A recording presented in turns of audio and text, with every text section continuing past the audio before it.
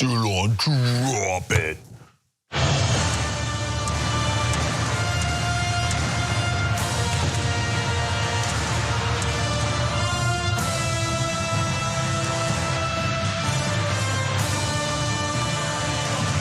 Look at this power panel.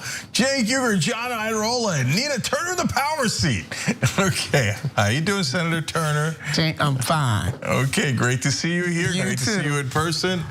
This is the first time we've had 3 people in the studio in like literally years. Yeah. Right, so it's great to have you. It's great to be here. And between you two, I mean, I don't know what's gonna happen during this first time. You got chaos. Okay, so you know we do a fun, goofy show, and we do a super serious and raging show, and you all know that, right? It's the Young Turks. So we have fun with dropping it. We'll have fun later in the program with the unbelievable hypocrisy of the right wing. You're never gonna guess what a leading QAnon guy did. You'll never guess it, okay? Let alone the crying Nazi. That's all later in the program. And of course, updates on the bills that are going through Congress, where we'll have probably a decent amount of rage. So there you have it. Welcome to TYT. All right, guys, so let's get to it. Tons of news. John, take it away. Okay, let's do it. This week, the heads of some of the largest oil companies in the entire world were testifying before Congress, and the topic was misinformation. And indeed, we got it, including at that testimony. It turned out they could find ways to misinform us even when they were sort of technically telling the truth. So they suggested that there is a long-term need for oil and gas, but they do claim to believe in anthropogenic climate change, and they said that fossil fuel emissions contribute to global heating. Some critics have called them out for using that term rather than something like cause or drive, because it is technically true that it contributes to it, but it's not like 7th on the list. It's not like, oh, it's mostly the cows and there's a little bit of gas there at the end. That's not how that works at all.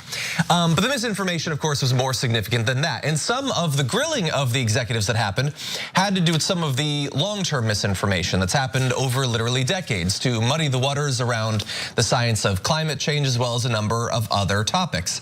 And in fact, at one point, each of the executives, and these are executives of Exxon Mobil, BP, American, Chevron, and Shell. There were industry trade group reps as well, but they were asked, have you ever funded directly or indirectly misinformation campaigns? And they all said no, and they were all big old fat liars when they were saying that. Not true at all. So The Guardian has a nice little write-up of some of the even just more recent disinformation campaigns, let alone some of the historic ones that we've talked about in the past. So for instance, for years, Exxon has been spending millions of dollars to run ads about its investments in algae fuel, even though it has spent very little on the actual research, and it has no plans to bring the product to market. It's the sort of thing that you can put in an ad during the Super Bowl or on MSNBC, and it looks like they're looking beyond oil. In fact, BP likes to call themselves beyond petroleum, like they're looking beyond it, but they're not acting like they're looking beyond it. For Chevron, they had an ad back in 2020 that highlighted their commitment to carbon capture and sequestration as a climate solution. So sure, we're gonna keep polluting, but don't worry, we'll suck it back out of the air and we'll stick it in the ground or something. Well, according to the New York Times, Chevron is only spending what they call pocket change on the technology while doubling down on oil and gas production and exploration. Also, the technology that they're touting doesn't work. They have a big project in Australia that's been called a disaster from the beginning, and now it's just venting CO2 into the atmosphere, which I think is a very poetic end to this whole nonsense, actually. One more, Shell has touted its new net zero commitment as evidence that the company is committed to climate action. They in fact did that at the testimony yesterday. Company documents, however, say, quote, Shell's operating plans and budgets do not reflect Shell's net zero emissions targets. Well, if the operating plans and budgets don't, what other than the ads actually would? But there's a lot more misinformation where that came from, but that's a little teaser for you, some appetizers of misinformation. What do you think about this? I know we showed some videos of them being grilled yesterday. Yeah, so Katie Porter did a great job with this yesterday. On the issue John just brought up, she had this hilarious example where she filled like a jar full of M&Ms and then said, okay, this is how much money you spend on oil exploration or all energy resources overall. Now let me show you how much you spend on renewable energy, which you say is just a giant part of what you're doing. And it was a couple of M&Ms, and that was based on the actual money that they spend. And you look at the two jars, and you're like, oh, this is a joke. So that's why I love her show and tell. Yeah. And so if you're confused as to whether they were doing this on purpose and if they misled you, I want to read you some more quotes, okay? So you're clear. This is from a 1998 action plan memo created by Exxon, Chevron, the American Petroleum Institute, and others. So it said, develop and implement a national media relations program to inform the media about uncertainties in climate science, to generate national, regional, and local media coverage on the scientific uncertainties, and thereby educate and inform the public, stimulating them to raise questions with policymakers. That would appear to be manufacturing doubt. And that was their battle plan. So when they answered today, oh golly gee, us, try to say that maybe it's not happening and lie about we never would do that, except for all of our internal memos that indicate that's exactly what we planned to do and in fact did do. CEO Lee Raymond in 1997 said quote, the case for so-called global warming is far from airtight. So they've never done any of that. Now, I do want to give you one more quote, then we'll go over to Nina for her reaction.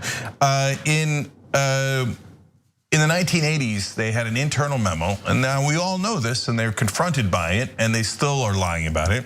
An Exxon scientist told a company in 1981 that it was, quote, distinctly possible that climate change caused by its business model would, quote, indeed be catastrophic.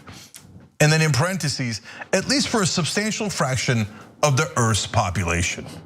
Catastrophic for a substantial portion of the Earth's population. They continued to do it all the way up until now for 40 straight years, knowing that it's going to be catastrophic for all of us. And then they made an action plan to lie to all of us so they could make more money. Cash is king or queen. And they are very comfortable on their bed of cash while they destroy Earth. And very few people can go up to space. So, let Mother Earth burn. Yeah. The rest of us burn down here on Earth. And you got a few trillionaires, billionaires that will go to outer space. This is a shell game. Literally, the pun is very much intended. Or to use a Wizard of Oz example, don't pay attention to the man behind the curtain. Yeah. And they know nothing is gonna happen. I mean, I'm glad that Congress held the hearings. That I'm glad. And the Honorable Katie Porter, I just gotta step up my show and tell game. I'm trying to think of ways right now to step up my. So I'm glad that they are having the hearings, but now the question becomes, what are they going to do? Yeah. So we took one step in that direction today, and it was a positive step. And I want to address the cash point too. Maloney, Representative Maloney, who's running these hearings, actually did a really good job. And so she was opposed by a progressive in the last primary. I don't know if that's what motivated her, but honestly, I care if they motivated her, then good, run progressives in primaries. But I care that she's doing the right thing now. So great, that's wonderful, right? And so she's brought these folks in, which we should have brought in a long time ago, but again, I'll take it. And she said, okay, now we're subpoenaing you guys because you're not being dishonest. We're asked you for documents, and you're not giving us the documents. This is not optional, so here's a subpoena for all of you. We come bearing gifts too, okay? You get a subpoena, you get a subpoena, you get a subpoena for all those oil executives that showed up. And that's what, again, we should have done this decades ago. It's telling that we didn't do it decades ago, but finally, Democrats are saying in Congress, yeah, no, you're gonna have to show us your internal documents about how you lied to us, why you lied to us, how much money you made lying to us. Because remember, guys, we're paying all the costs. So they make the money, they make the profit, and they take it home. Then they say, oh, climate change costs to the tune of potentially trillions of dollars. You guys pay that, taxpayers pay that. Why am I paying for the cost of your business? Those are good questions that we could find out through the documents. Now, the other thing I wanted to say about cash, John, is the Republicans throughout the hearing, of course, all they did was defend the oil executives. Yep. And they kept apologizing to them. And it makes sense. One of the guys from Louisiana is like, oh, well, Louisiana is devastated by climate change and the true storms, et cetera. And he's like, but we're making money. And he said, well, why would we stop making money? Wait, who's we? We're not making any money. But he is, by the way, he got paid nearly $1 million from fossil fuel companies in campaign contributions, otherwise known as bribes. Yeah, and like making money as your state is flooded isn't like a noble pursuit. Like on the Titanic, the band kept playing, but it wasn't for tips. Like that's not what they were doing. But that's the thing that's worst about this. We know that the effects of climate change are going to be unequal, and that people who are already worst off are going to be hit the hardest. And along the way, we're beset on all sides by a variety of different groups that are allowing this to continue happening because they're all making money. The companies are making money from not having to change their way of business. The politicians are making money in terms of donations, as well as being on their boards afterward. Some of the politicians are just directly making money, like Joe Manchin. Like he doesn't care about any of this. He's making bank right now. And the media companies, many of them also have BP ads. Even though nobody watching MSNBC can just go and buy a barrel or anything, for some reason there's still ads for BP. So everybody's making money. There's no action, even when we deliver the White House, the Senate, and the House. We'll talk about cinema supposedly doubling down and doing something about climate change, but it certainly doesn't feel like that. All that, despite all of that, I'm glad that they're doing the hearings, if only so that we can convince more people of what needs to be done. I found some evidence, Vice was talking about the results of a poll that asked people whether they believe that humans have committed climate change, were the reason that's happening. And in particular, are oil and gas companies responsible for it? And a majority, like 60%, say that they think that oil and gas companies are. 83% of Democrats, just 27% of Republicans. But when you tell them about, for instance, what Cenk was talking about, that they've had the research for decades, they purposefully lied to conceal it, you get those numbers even higher. About 7 points more for pretty much every group, actually. Overall, the Democrats, even the Republicans go up. Looks like 9 points there when you reveal to them that these corporations have been lying to them. Now, unfortunately, it's just sort of a silver lining to show polls like that. The idea that, well, if we get more people to believe this, that'll matter, would be true in a functioning democracy. Unfortunately, we're broadcasting from America, but it's something at least. The ship will go down with a lot of people knowing what's going on, at least. I mean, you really make a really good point, John, about the fact, we want to believe that that knowledge is power. And it is power, but how we act upon that knowledge really is the real power. And can the people put enough pressure to bear on the elected officials to make them move? It doesn't seem as such that we can make them move. So then what makes them move? Well, we gotta get more different people to run for office. Because if they were moving on behalf of the people, things would be a lot different in a whole bunch of categories. So in fact, we're now in the middle of a bill where we're discussing climate change, right? So the reconciliation bill, and it got gutted. The most important climate change provisions were taken out. Why were they taken out? Is it because the majority of Americans don't think that there's climate change or the government needs to take action? No. The poll that John gave you is one of dozens of polls that show, and not only that the overwhelming majority of the country thinks there is climate change, it's man-made, and the government should do something about it, but actually when you go to younger Republicans, even they agree, right? And so the numbers are, as usual, on the issues overwhelmingly on our side, but it doesn't matter. Not only Republicans, and by the way, every Republican wanted to gut climate change legislation, every single one of them. Okay, but of course, corporate Democrats like Joe Manchin said, yeah, I'm with the oil companies, the coal companies, and not on my watch. You're not gonna tackle climate change. I'm killing it. And he did, and they let him kill it. So greed and corruption still wins. So that's why I get a little frustrated sometimes when we go like from good people and they mean well, and I want them to be active. I love that they're active, but thinking that, hey, if we do a rally and we'll get public attention, we already won. The public totally agrees with us, right? The reason we're not winning in action is because politicians take corporate PAC money. And as long as they take corporate PAC money, we're never gonna win in Congress. Look, I've said this stat 1,000 times on federal background checks on gun control, 97% of Americans agree with us, and we still don't have it. It isn't the popularity. It's the politicians, and if they continue to take bribes, we're screwed. And look at the greed that it creates. So John used the Titanic example, which then made me remember the World Trade Center example. So the second tower, there were people that were ordered back to work after the first tower got hit. They said, don't worry about it. In all the loudspeakers, and I remember the story of this wife that comes down, there's a manager, her husband happens to be in the same building, they're in different companies. She comes down and he's like, I was told that we have to go back to work and I'm telling my workers to go back to work. She said, I will divorce you unless you come down right now. Saved his life. Everyone else on that floor died. What good was it to make profits for an extra 5 minutes when you're about to die? Yeah. And that's what the analogy is for the whole planet. That's right. And these guys and the Republicans and Joe Manchin are saying, well, we got to make more money for 5 more minutes before the planet explodes. Because SpaceX, I mean, that's where they going. They really don't give a damn. I mean, that's just what this comes down to. Yeah. They don't. And guys, you can actually be against greed. I know it seems like, like in Washington, it's impossible that you could be against greed. Everybody's going to take the money, right? No. Chevron once offered to do advertising on the Young Turks, and we said no. See, there, boom. That wasn't hard. You could have at least asked me, honestly. And by the way, just to be absolutely clear, I'll give you one last fact. Just 20 fossil fuel companies create 1/3 of all of the climate change in the world. So are they a contributing factor? No, they are the factor. Yeah. They're the largest factor. Can I add one more bit of bad news, some breaking news today on this? So we've basically won on the public. Not everyone believes, but we're a stupid country. Not everyone's going to. We need to win in Congress and we need to win the Senate on climate change, and that is very difficult. We are very close, but it's super difficult.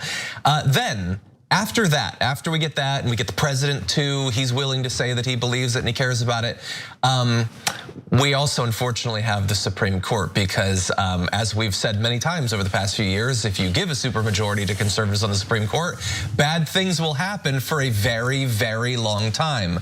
And so breaking news today, Supreme Court agrees to consider limiting EPA's authority to curb greenhouse gases from power plants. We'll hear appeals from coal mining companies and Republican-led states. And I thought, well, that's bad. And then I saw an update to it. Turns out not just the EPA's authority, SCOTUS has agreed to take up Congress's constitutional authority to delegate to the EPA the power to regulate greenhouse gas emissions. So in theory, if we ever do get enough senators and congresspeople, they might no longer have the constitutional authority, according to conservatives, to ever do anything to limit these emissions. In 1971, Lewis Powell wrote a memo saying that corporations should take over the government, and one of the most effective ways to do that was to take over the Supreme Court. Richard Nixon then put him on the Supreme Court just months later after reading that memo. They've taken over the Supreme Court. The only way to fight back is through an amendment. Wolf-pac.com. If you don't get the money out of politics, you're never gonna be able to overrule the Supreme Court. The only thing that could do that is the Constitution. So pass an amendment, otherwise, they're gonna drive us to extinction. Yeah, no, it's an absolute power corrupts absolutely, and this is what this is an example of. And then also, elections have consequences. Yep. Any old blue just won't do. Yep. If you thought Joe Manchin was gonna be on your side just because he's a Democrat, you were wrong. That's right. On the other hand, if you thought voting for a Republican in the general election was a good idea, now we have a 6-3 Supreme Court, so you were wrong. That's right. The correct answer is primary corporate Democrats with progressives who don't take corporate PAC money and then fight like hell to get a constitutional amendment. There it is. All right. First break? All right, let's do the first break. When we come back, we do have updates on the most pressing story of the day. The bill, are they actually gonna pass it? What's going to be in it? And believe it or not, we have a little bit of good news. Well, let's see if we can believe it when we come back.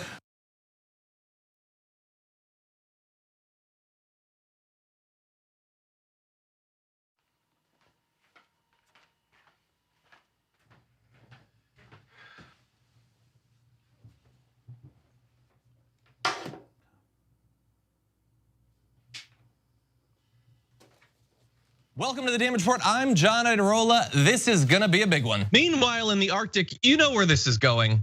You watch the Damage Report, the Arctic's on fire. Obviously, why would we be talking about the Arctic except to tell you that it's melting once again? The Republicans aren't that interested in it. I wonder why. Lift out of poverty up to 3.7 million people, including an estimated 1.3 million children.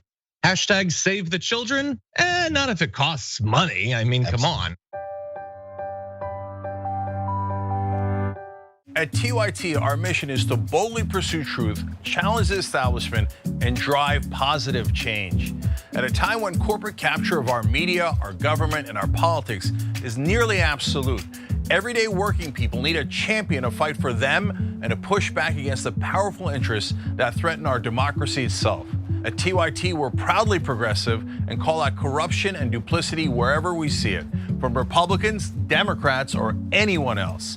And unlike mainstream news media outlets, we're not beholden to corporate advertisers, to defense contractors, to Wall Street, or to Big Pharma. We only have to answer to our audience, and for nearly 2 decades, we've accomplished that by delivering honest, timely, and insightful perspectives on the day's news without fear or favor or concern for whose toes we might step on or which powerful elites we might offend. And while we're super serious about the news, we also manage to do it in a way that is fun and lighthearted. We can do this together and serve our audience, and yes, have fun doing it.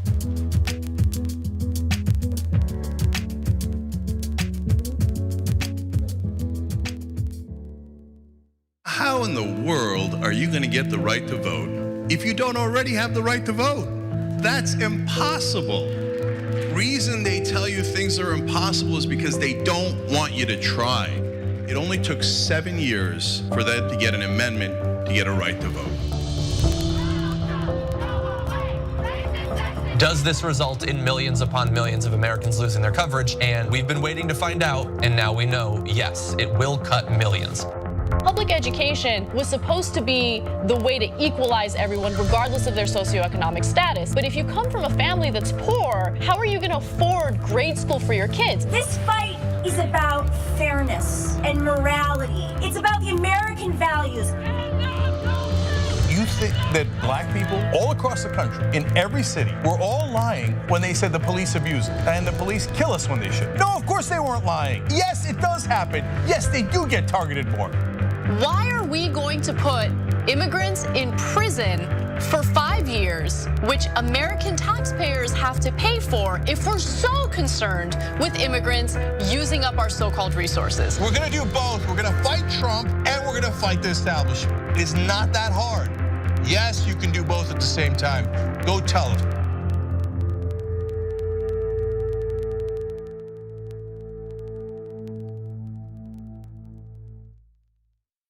ShopTYT.com has new shirts like this one.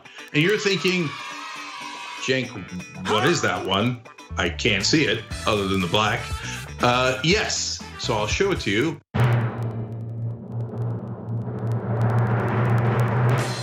If you can read this, you're not practicing social distancing. Yes! Now, you were practicing social distancing. This is over video. But overall, you get it. ShopTYT.com.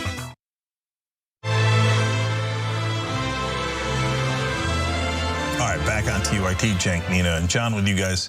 A lot more news. John, take it away. Okay, let's do it. For months now, Joe Manchin and Kirsten Gillibrand have been duking it out in the, I guess, a season of the USA's worst senator, who is the most openly condescending towards their constituents. And Joe Manchin has been lagging slightly in that he has at least occasionally answered questions from his constituents. Now, bonus points to him for doing it from the back of his yacht, but he has actually talked to them, and I like that. But he's been watching Kirsten Gillibrand, and she's just been ignoring people, so maybe he'll try a bit of that. Let's take a look. Do we have it? Okay, for some reason we have no video there. Okay, well, don't worry. We've got some other information that's gonna make him look absolutely awful. For some time, we've been speculating on the financial incentives that have been driving Joe Manchin's opposition to much of Biden's agenda, but in particular, anything having to do with dealing with climate change. And it's very easy to speculate how, for a man who owns a coal company, how stopping a program that would incentivize companies getting clean energy instead of energy from coal might affect affect his finances down the road. But actually, we have some amazing reporting coming from TYT Investigates about how he is already profiting from what he's been doing during these negotiations. Andy Hirschfeld did a great job here, and we're gonna give you a bit of that, but it is all available at TYT. So he says Manchin's moves are helping the coal industry at large. By proposing policies that support the need for coal, that's driving up the price of coal, an otherwise dying fuel source. So far this year, the price of coal has surged approximately 260%. And the biggest jump was in the last few months. The price of coal soared by about 140% since just the beginning of July, when the third quarter started. And although Manchin's coal brokerage company, EnerSystems, is privately traded, it still benefits from rising coal prices, and that's helping EnerSystems make significantly more money than it otherwise would. For that company, the elevated price of the commodity means more money lining their pockets. That means a bump for his income in particular. Earlier this month, TYT reported that since 2011, Manchin has raked in more than $5.2 million from EnerSystems. That makes up 71% of his entire investment income. And so it's easy to see how this works. If coal is worth more, that's gonna benefit the company. And what you had this year was a situation where, in theory, the death knell of coal could have been sounded. It was already becoming less competitive financially against things like wind and solar. And with the prospect of regulation of the coal industry, moving away from that in terms of people's investments, that's not gonna make it seem like a very positive investment. But Joe Manchin has sent very clear signals to people that that sort of regulation is incredibly unlikely to actually happen. And so while that benefits him down the road, his company will continue to do well, it has reassured investors, and that is benefiting him already. And we mentioned this for a couple different reasons. One, it's objectively true and you need to know what's happening, but also there has been far too little attention paid to the element of corruption in all of these negotiations, the not only campaign finance aspects of this, that sort of traditional political corruption, but also the personal political corruption. And Joe Manchin is an amazing example of that. I wanna make sure that you don't forget it. Yeah, here's more things I wanna make sure you don't forget. In coal is only 3% of West Virginia's economy, not the US economy. It's minuscule for the US economy. West Virginia, only 3% affects only 11,000 jobs. And by the way, in the legislation that Manchin helped to kill, or the provisions that he helped to kill, they would have actually gotten those folks higher paying jobs in the transition. But now they won't be able to transition away from coal because Manchin is too busy making money off of it. As John just told you, $5.2 million of personal wealth in just the last 10 years alone.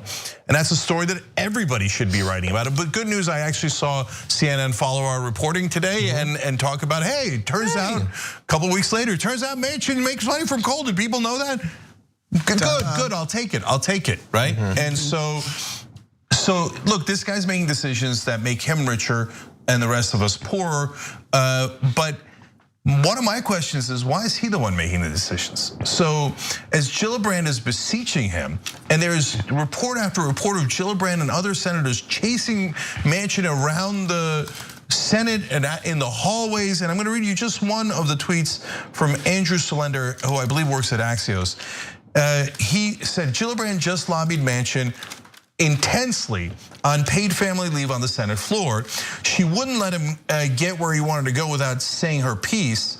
And then she was heard saying, quote, if you let me write it, I will write it. I just want this in the bill. It's so cheap. Okay, now it's cheap for the American people and it pays off great for us. But it ain't cheap for Manchin. His money just went up 260%. So, but I think even the more important point is, why is Joe Manchin making every decision? Why is Gillibrand beseeching Manchin and not President Biden or the Senate Majority Leader Chuck Schumer, or maybe even talking to the House and Pelosi? She's talking to Manchin because apparently Manchin is president. And I don't know if she checked with Vice President Sinema at all, but this is what it has devolved to. And I have a question that I really, really need an answer to. And this is the kind of thing that DC media might care about. Who's in charge? So when we say that Manchin took out paid family leave, no, but he can't take it out unilaterally. Somebody else has to make that decision. So who said to Manchin, you win, I surrender, we are not going to have paid family leave. By the way, it might be a name we don't want to hear, right? It might be, oh my God, damn it, the progressives said it was okay. Well, that would be devastating, but we're in the news business, we gotta know. But more likely, it's Biden.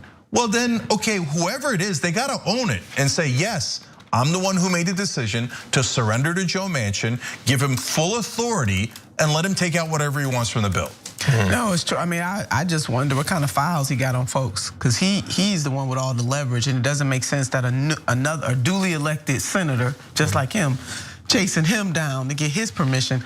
I say he's gone beyond being the president. He's the emperor at this point, because everybody is fawning over this man. I mean, how many times he's invited to the White House, him and Sinema, decisions have to be passed through them. I mean, this is really getting ridiculous. And you want to talk about the planet is going to get sicker. So yeah, he makes money, the planet is sicker. And then again, as we continue to say, just follow the money. If ever in doubt, just follow the money. And Senator Manchin, and he's not the only one, Senator Sinema, she's not the only one. I do believe that there are far too many Democrats really using those two as shields. That is not, it cannot be. If you have 48 Democratic senators on the same page and you only have 2 who are not on the same page, how do we default to the 2 instead of the 48? Well, it leads us to ask even more and more questions. One of those is, who else is on the same page with them? So let me back you up more with evidence that came in the reporting, and then then I'm going to put my finger on what I think is actually happening, which is, so first of all, when there was a question about lowering drug prices, and they were taking a lot of heat because that 9 out of 10 Americans want the provision that lowers drug prices. That's overwhelming. All the Republican voters want it. 100% of the Republican politicians do not want it. They want higher drug prices. That's a fact, okay? They say, oh, it'll hurt innovation. Okay, so you have to pay literally $500 billion more. You have to pay it in higher drug prices, $500 billion, because the Republicans sold you out. But yes, Manchin and Sinema did too. But when Manchin and Sinema were taking too much heat on that, then Menendez from New Jersey raised his hand and said, oh yeah, I don't want to lower drug prices either, okay? And why would he do that out of nowhere? Because the drug companies said, hey, Manchin and Sinema might not be enough.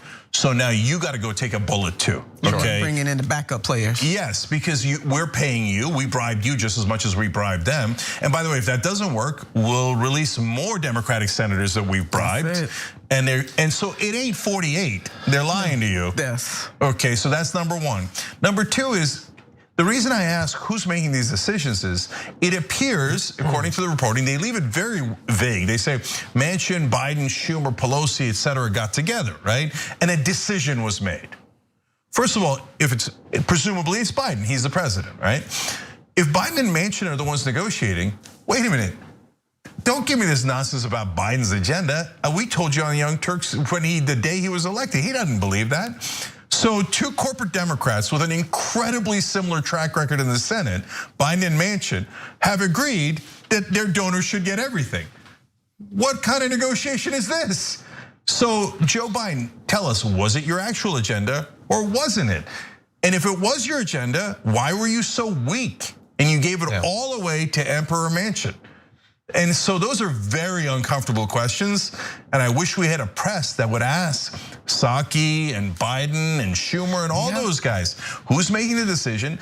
And Joe Biden, is it really your agenda? Are you happy to give these things away? If you're not happy to give them away, how weak are you? Yeah. Fight. Yeah, I don't know, Cenk. You ask Psaki a question like that, you're opening yourself up to a Psaki bomb. Yeah. That's dangerous. You want to tread carefully. The last thing I want to say about this is, I think you're both totally right that we cannot allow, well, we can't, and we don't want anyone else to fall into the trap of believing that only the people who are raising their hand are the bad guys, or in some cases just walking away from protesters and hiding in bathrooms are the bad guys. It is much deeper than that. I mean, and in some cases it was very easy to see, like when they were proposing the billionaires tax, Manchin was like, that's terrible, I hate that. But a bunch of others were like, well, we need to look at the particular wording and everything. Like they weren't supporting it. But that said, there is something a little bit special in some of these cases to people like Manchin, to people like Sinema, in that they seem far less able to be influenced by some of the traditional tools that we have. Those tools can always be overstated in their ability to influence people, putting public pressure, trying to move the people of your state, those sorts of things, the threats of primaries and things like that. But in these cases, Manchin seems to feel, and I think there's probably some reason for him to feel, that he's got an especially safe spot there where he does not need to worry about, a bunch of negative press. Sinema acts as if she literally has no idea what representing a voter means or why you would ever do that. And whether that's because she doesn't intend to run for the seat again, she's just gonna move into some sort of corporate job, or because she somehow believes in a way that I don't think bears out in the same way as for Manchin, that she is literally immune from a primary challenge. Perhaps it's a calculus that, sure, all the Democrats seem to be frustrated with her now, but Schumer's gonna line up to support her against a primary challenge anyway. Maybe that's it, but they don't seem to be able to be pushed even an inch in the way that some others in some cases might be if you spend enough money and rally enough people. I would say that she's already in a corporate job. So, there ain't no need to run anywhere because she's already in a corporate job. And John, while I agree with everything, all of the above, I want to add one other caveat. What has not happened to those two is the full force and weight of the President of the United States of America. I've said it before, I gotta say it again. President Biden should take the West Wing, the West Virginia, and be on his way to Arizona. We have not seen that kind of pressure on these two. And right, we already know that the Republicans are rotten. They've been very clear. And one good thing that I can say about those two senators, Manchin and Sinema, which is rare I say any good thing, at least we know where they stand. See, because I can deal with somebody when I know where you stand. It's the people who are hiding behind those two that are the problem. Between President Joe Biden and the 48 other senators, and let me take our, Senator Sanders has been fighting this good fight, and maybe a couple of others. But if all of them bear down their full force and weight, and for the president, he knows what he has to deal with the Republicans.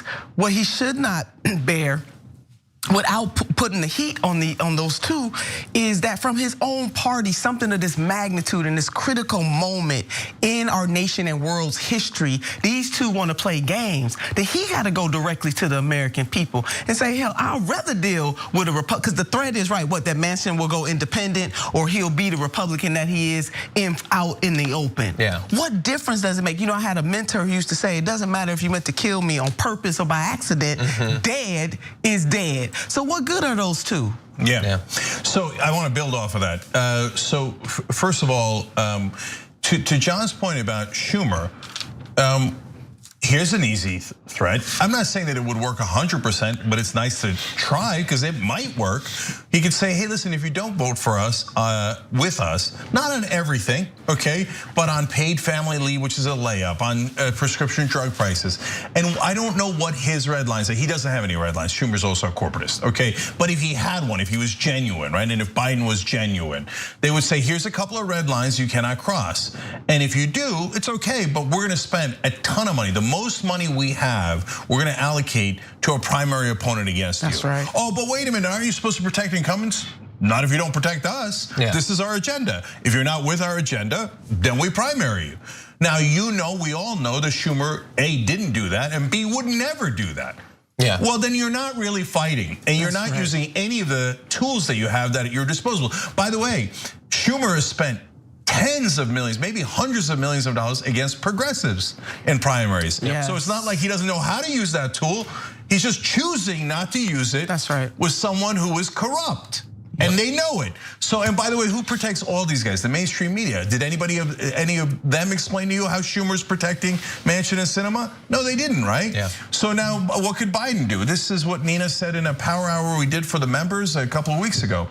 She had a mentor that said, look, and this is political, not literal, right? Right. But look, if we're gonna fight, and Biden could say this to Manchin if he actually meant it, if it was really his agenda, if we're gonna fight and there's gonna be blood on the floor, some of yours and some of mine, but it's gonna be more of yours than mine. That's right. And so that's how you actually play hardball. So look, I'll go further. If it was me, or probably if it was Nina, right?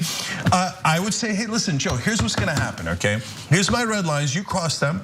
And that's okay, we fight. And the way we fight is I spend the rest of my presidency telling the American people about what a corrupt and then fill in a number of blanks there, okay, that I would use. Yes, right? please. And how corrupt you are, Joe. And what's gonna happen is I'm going to absolutely ruin your reputation.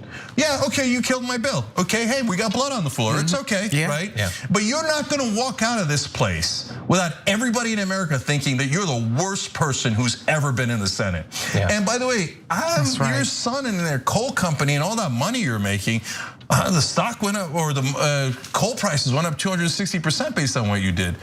I wonder if that's insider trading. Anyway, we'll see how it goes. Oh, your daughter walked away with a $30 million golden parachute while she outsourced jobs. Now look, guys, you can say, oh, you can't do that. His poor daughter's only making $30 million outsourcing jobs. You can't threaten their corruption like that. Why? Who would say that? None of you would say that. The right-wingers wouldn't say that. The left-wingers wouldn't say that. The only people who would say that are the people who think it's outrageous to challenge corruption. Yeah. So you know Biden doesn't really mean it. Schumer and Pelosi don't actually mean it. But look, I'll take anything that's even cynical if it's going towards our direction. So let me give you the good news that I promised. Kirsten Sinema is now apparently saying, I think that maybe we should put paid family leave back in. Okay, great. Deal. Okay. Now the reality is, I don't know if she means it or if she's doing it for marketing, but we could use it for momentum. So, by the way, now you should turn to all the progressives. We have a petition, right? TYT.com/petitions. You could find all of them, but in this case, it's TYT.com/petitions/no-deal right there. And we'll put it down below in the description box too. Sign it, and so we already have about 5,000 people. Get to 10,000, get to more, right? This is to say to progressives, demand at least paid family leave or no deal. And now progressives can say, even Kirsten Sinema wants it. Right. Even who doesn't want it? It's just Manchin. It's 49-1. Come on. And we're not gonna get it? No, we're voting no. That's right. And 49-1, in the Senate, but if we add in the president and the vice president, I mean, the numbers are even higher. So I'm with that, Cenk. And oh my God, he laid that out, didn't he, John? That is it, baby. I'm coming for you. And look, if I don't get you before my presidency is over, I'm gonna spend the rest of my natural life coming for you. Exactly, that's a great point. Bear in mind too, on top of the family leave, she supposedly wants the child tax credit to be extended for as long as possible, which is theoretically more than one single year, as well as climate change. I don't know exactly what that is. To be fair, Joe Manchin has also ensured that climate change is coming. Not a solution though. But anyway, who knows? I don't trust a single thing out of Kirsten Sinema's mouth, but I guess let's keep hope alive for a little bit. To what you said earlier about what Schumer and Biden could do. First of all, it's like the bare minimum. Like, you've been working your whole life to be in these positions of authority. Are you gonna act like it for literally 5 minutes? But also, it's pragmatic, and it's not just pragmatic for the bill. It doesn't just maximize the chance that the bill actually passes, or that if the bill passes, we actually care that it does because it includes things that you promised and that the people need. It also is pragmatic for the midterms, because if they pass nothing, or if they pass effectively nothing, they are doomed next year.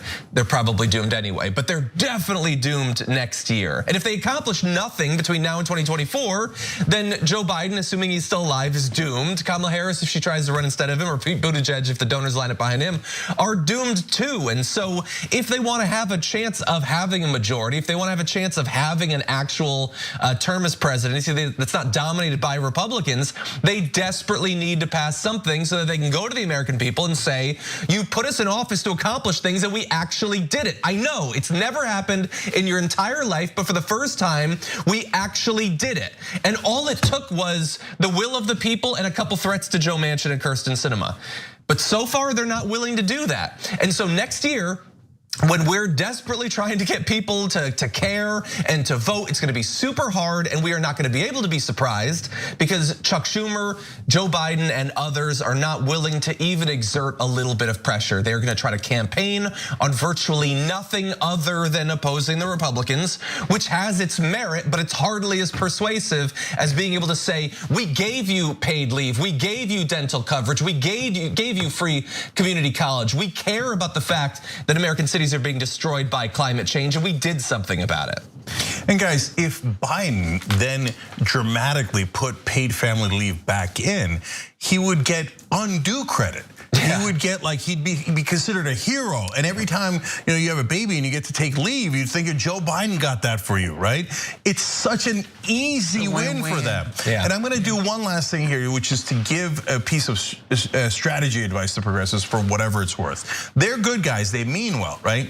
But if I see Sinema says yes, I want paid family leave back in, I think Bernie, AOC, Jayapal, such as it is, etc., should, Ro Khanna, whoever it is, good folks, okay, should go on TV right now and say, Sinema said it, we're voting no unless we get paid family leave back in. Do you have any idea what kind of pressure that would create? Now progressives are at a no, and even Sinema wants it. It would force Biden to go back to Manchin and go, you lost this one, brother, okay?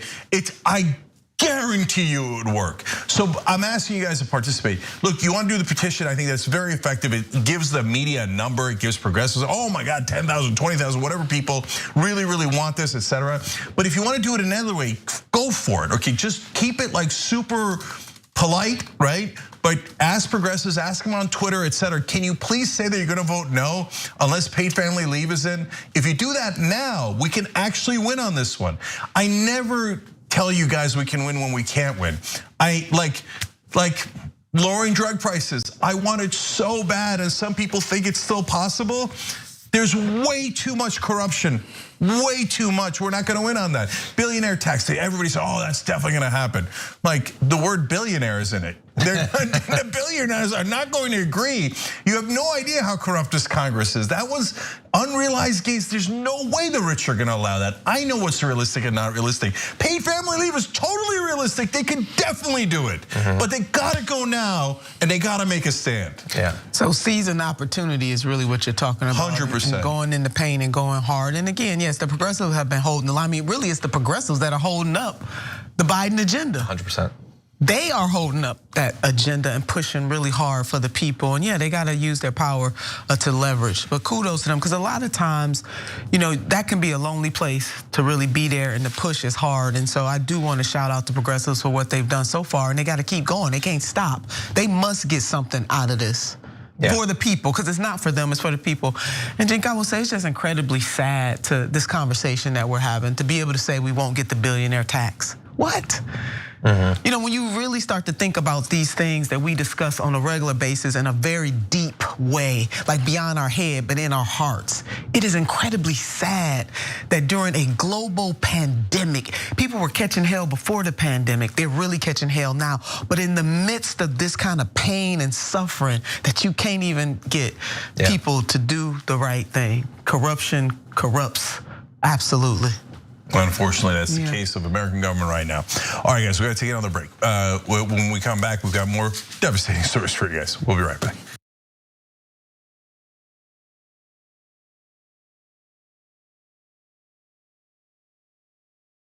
Old school's pitched to me from Jank. It'll just be me, you, Jesus, Ben, and maybe Michael. And we're like, okay, cool. I can do that every week. As you can see, me, Jesus, Ben. When you make the order, it says, don't exceed $20.01. So I'll just order literally anything to get it as close to that as I possibly can. I'm sorry that I ordered $45 worth of food and got an email saying, sir, would you like to rethink that?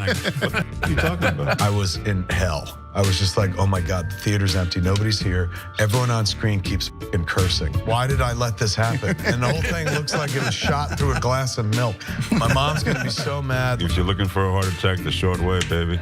Wrong. I did put mayonnaise on it. I'm the most in shape, overweight person you'll find. That's right. He was like, why didn't you answer my call? I called you 39 times. Yuck. But what makes you stop right before 40? What makes you say, nah, man, I ain't doing that no more. I'm cool. And I called you back on the air. And I was like, okay, Kevin Smith, big shot. What the you said you'd come on and you didn't come on. I'm sure I took that very well. Yeah, you did. You called me back the next day and said, I thought it was 7 a.m. there's now deep fake porn. I don't know if you guys have heard of this. I heard of it. I just had some in the car. I'll tell you who I'm not f***ing, Ben Mankiewicz. Have you guys ever felt that? Not ever. And now it's just the three of us. This is the intimate hour. By the way, the last half hour of this, we're not even rolling. Fair enough. Hey, Kingsley. See, I watch movies. I'm done with both of you. Once Greg starts laughing, I can't stop. And I was just gonna ask you about getting high, snoogans, snoochie boochies. And members, of course, you can get the whole damn thing. TYT.com, join and free trial. I'm old school with the old folks. Good John, night. come back.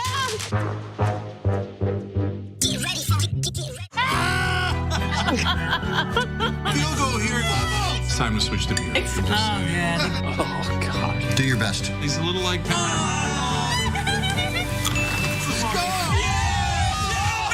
Oh. No one's happy now. Give him another try. Oh. Wow. This is the weirdest game.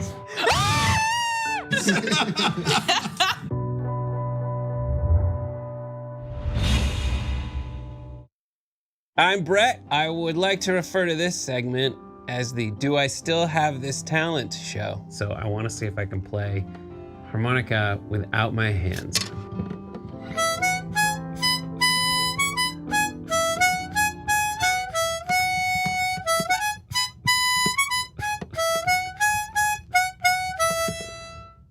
I don't know why I have that. Nothing's gonna be more impressive than that. I can also spin a basketball on my finger. While drinking. I'm gonna spin a basketball on my finger while drinking apple juice. You can do this, dude. It's also flat. I don't know if that helps or hurts. And it seems to be somewhat wobbly. Ta-da!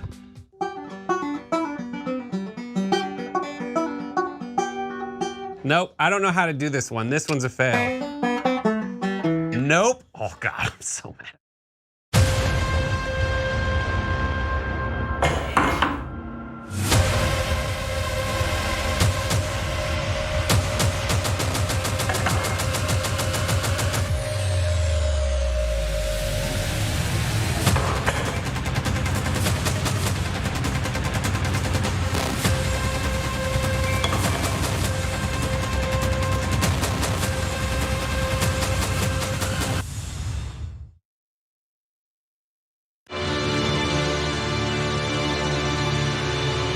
Back on TYT, Cenk, Nina, and John with you guys. I'm going to read one last member comment here.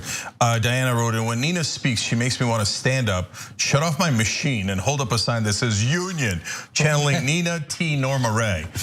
I love that. Yeah. Oh, yeah. All right, God bless. Thank you guys. Yes. You're awesome. And by the way, members are the reason why we have Nina here. So thank you to all the members out there, and tyt.com/join and become a member. All right, John. Okay, let's do it. Representative Adam Kinzinger has announced that he is not going to be seeking re-election, which some people, Donald Trump, very glad to hear about. Here is his announcement. Dehumanizing each other has become the norm. We've taken it from social media to the streets. We've allowed leaders to reach power selling the false premise that strength comes from degrading others and dehumanizing those that look, act, or think differently than we do. As a country, we've fallen for those lies, and now we face a poisoned country filled with outrage blinding our ability to achieve real strength. It has become increasingly obvious to me that as a country, we must unplug from the mistruths we've been fed. In Congress, I've witnessed how division is heavily rooted. There's little to no desire to bridge our differences, and unity is no longer a word we use. It has also become increasingly obvious to me that in order to break the narrative, I cannot focus on both a re-election to Congress and a broader fight nationwide. I want to make it clear, this isn't the end of my political future, but the beginning. Okay, you can make that clear. You can't necessarily make that true. But Kinzinger, look, has, to the extent that virtually any elected Republican has, he has occasionally gone against Donald Trump in significant ways, including on impeachment. And Donald Trump has hated that, and he has not forgotten. He, in fact, greeted the announcement by Kinzinger there, writing 2 down, 8 to go in a statement. So he's happy about it at the very least.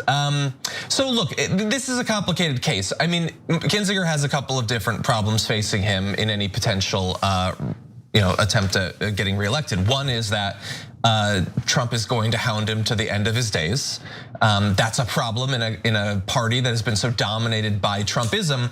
But then there's also redistricting. There's the natural process that we're now engaged in. So the reshaping of congressional districts was likely a factor because of Illinois redistricting after the 2020 census.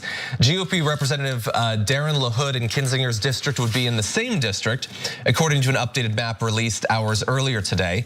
If that were the case, LaHood and Kinzinger would have to run in the same June 2022 Republican primary.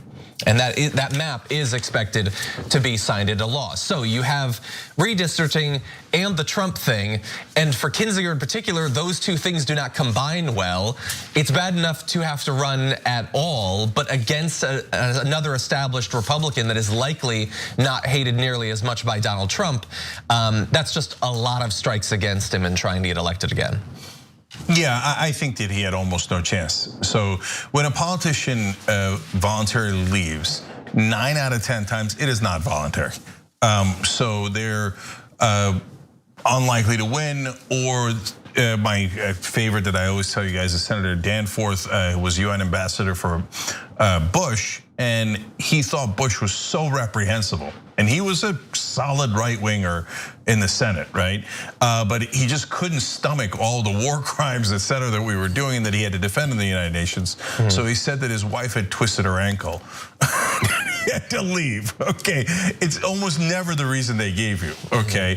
So, and sometimes they do it to take giant lobbyist jobs and corporate jobs, et cetera. In Kinzinger's case, it's super obvious, especially with the redistricting. He had almost no chance of winning. If you oppose Trump and you're for truth and not decency, because he's a Republican, I disagree with him on everything else, and he takes corporate money and he sells us out. Kinzinger is not like some sort of American hero or anything like that, but all he was doing was the very, very bare minimum, which is, can we just stop lying? We all know that Trump didn't win. We all know there was no election fraud. We all know there was no evidence. We all know it's a bad idea to break into the Capitol and threaten to murder people. And for that is a capital offense in the Republican Party. Your career will be executed, and it was. And Trumpism is, ruling the day, and Donald J. Trump is not going to stop going after electeds just like him. You talk about using the full force and weight of his power and authority. Hello, somebody. Can we do that on the Democratic side for good? But no, Trump owns the party, and so anybody that transgresses him is in his sights. Yeah, 100%. Yeah, we just want people to use that power and authority for something, like sane. That would be nice. That would be nice. Yeah, and look at the state of the Republicans. I mean, honestly, like in the past couple of days, I mean, this is the inevitable consequences of it. Kinzinger, voted, what do we think he voted with Trump? 98%, 99% of the time, other than the impeachment vote, effectively voted with him. And because you went against Trump very briefly, 30% of the country will hate you until your dying day. You're done, you don't get to be in politics anymore. And Neil Cavuto on Fox News, he just had COVID. He's immunocompromised, he's vaccinated, he had COVID, and he came back and he said, can we stop being political about this, just get vaccinated? And they're sending him death threats. So look, I understand that we're all lefties, so we're all proponents of cancel culture, but you guys have your own special brand of it where you can't take the slightest disagreement without literally banning people from media, from politics, not briefly, for the rest of their life. So cancel culture really just means don't tell me I can't say the N-word or I can't do blackface or something. That's cancel culture. But driving someone out of their career because they ask you to not die of a disease or they point out that a politician supported a coup, it's insane the double standard that we have as a country. Asking your party to embrace the truth, which Kinzinger is on record of. Yeah, he has transgressed. He's out of there. He's transgressed. Inconvenient truths. I'm going to quickly just build on what John and Nina said. So, look, right now, if I tell right-wingers Trump canceled Kinzinger, you know what you're going to say. You're going to be thrilled, right? You're going to be like, yes, that's what he gets for siding against us, right? Well, then you can't say you're against cancel culture. You can just say, I want to cancel the people I don't like, and I don't want you to cancel us when we do bad things. Just be super clear about that. John's 100% right. Now to what Nina's saying, Now look at how easily Trump can eliminate his political opponents. And then Biden tells us it's not possible. And the man he's like, I have to give Manchin and Sinema everything they want because I have nothing at my disposal. Whereas Trump's like, you, pa-ding, okay, and he does it with a tweet or now these weirdo emails that he sends out, etc. He just gives you a stink eye and you're eliminated from the Republican Party. So it's not that it's not possible, there's no question. And the right-wing voters were so frustrated with the establishment, and I would argue reasonably so, that they made the mistake of going with a guy who's a tough guy, but only for his own purposes, right? For his own selfish purposes.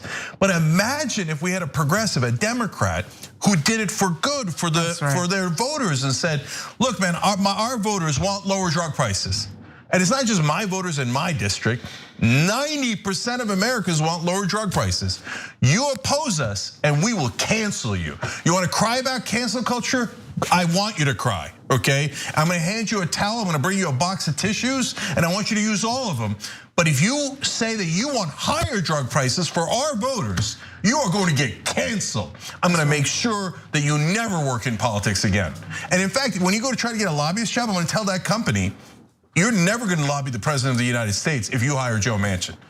Okay, there is hardball. Trump knows how to play it. Yes, he does. He's a master at it. And Biden doesn't. That is why Trump appears to be strong. He's very insecure and actually weak, but he has the appearance of strength, whereas Biden has the appearance in reality of weakness.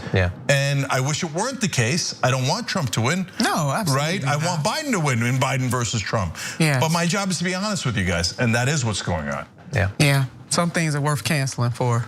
And what we're fighting for right now, paid family leave, is worth canceling for. Lowering the cost of prescription drugs, worth canceling for. Standing up to say we're gonna save Mother Earth, definitely worth canceling for. So yeah. Yep. All right, we are out of time. So here's what's gonna happen. First of all, you're gonna watch the damage report, whether you like it or not. No, of course you're gonna like it. Okay, guys, we used to do a multicast here on TYT's channel, but it's just going to damage report starting Monday. So make sure you're checking it out at 10 a.m. Pacific, 1 p.m. Eastern. So go to youtube.com/The Damage Report. Nina's on Damage Report on Tuesday, so you can get both of them. So that's awesome. Obviously, check out Nina on Indisputable as well, and Power Hour, etc. And when we come back, Ida Rodriguez is going to join us. She's got an HBO special coming out next week. Okay, we're all super excited for it. It's called Fighting Words. You guys are going to love it. Okay, so come right back. And then second hour stories: the crying Nazi, the QAnon guy gets busted. You're gonna love those stories. We'll be right back.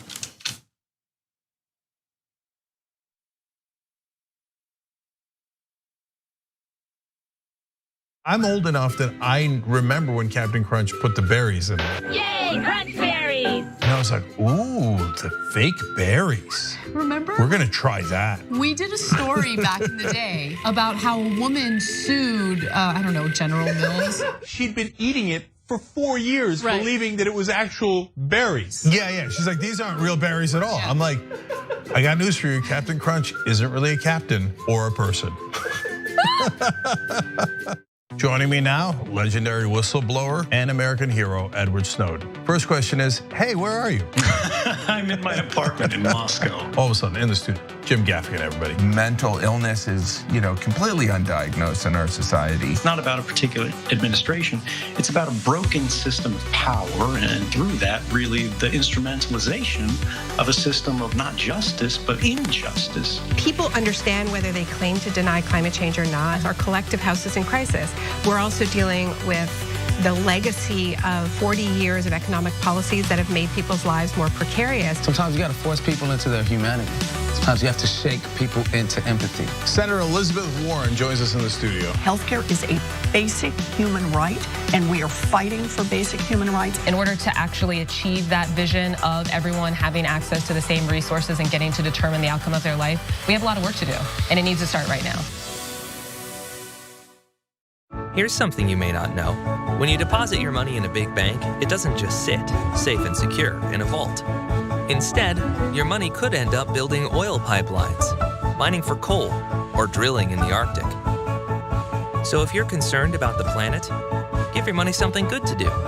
Make the move to green with Aspiration's fossil fuel-free account and join the thousands each week who are switching to save their dollars and save the planet at the same time. Welcome to the Damage Report. I'm John Idarola. This is gonna be a big one. What Donald Trump has done as president has cut taxes for the wealthy and made life better for rich people. But he's made life worse for poor people. We're making America great again by throwing more money at the military to destroy other countries because that makes us great instead of investing it in ourselves. That it's Donald Trump and it's Stephen Miller. The choosing is based on wanting to create cruel and inhumane conditions to scare other people away from ever coming to the United States. The opportunity to make money off of tragedy is the American way. There's only one place to put garbage people: in the trash. We've never had so much access to so much information with so little idea of what the hell is going on. What does enforcing our borders have to do with traumatizing children? Absolutely nothing. I think a sane person could say the current situation we have right now is radical. But what we're doing is literally making the world more like hell. That's a warning sign.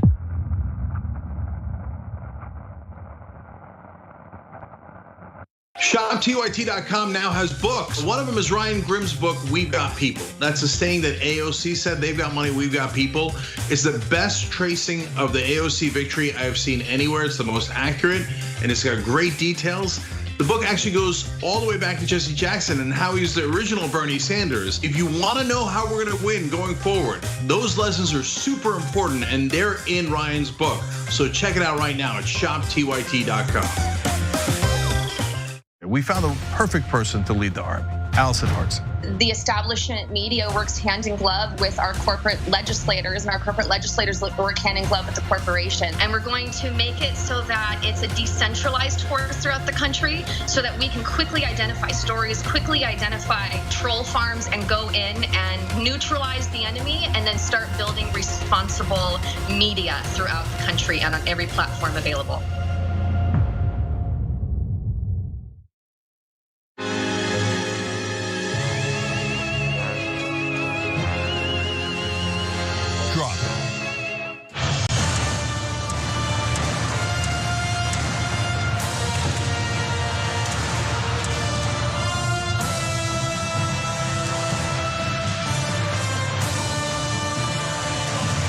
All right, power panel. Cenk Uygur, J.R. Jackson, Ida Rodriguez.